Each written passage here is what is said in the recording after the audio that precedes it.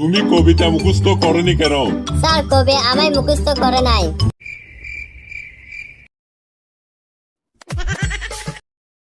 Doctor সাহেব, আমার মনে হয় আমি ডাক্তার হয়ে গেছি। তাহলে আমার ফি দিয়ে যান। তোমার সাথে কয়জন চোর ছিল? স্যার সবাই তো ভাই, তাই কাউন্ট করিনি। বাবা, আমি দৌড় প্রতিযোগিতায় ফার্স্ট হয়েছি। সত্যি?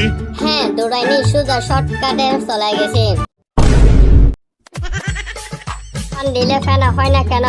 ভাই ফেনা কুচলে বাথরুমে বেলুন বসান।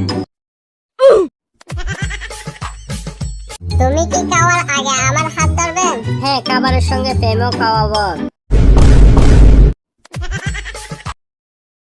তুমি রূপকথার রাজকন্যা। কিন্তু রাজপুত্রটা এত বলছো কেন? তুমি কি ক্রিটিক্যাল চিন্তা করতে পারো? স্যার চিন্তা করে কিন্তু মজা করে।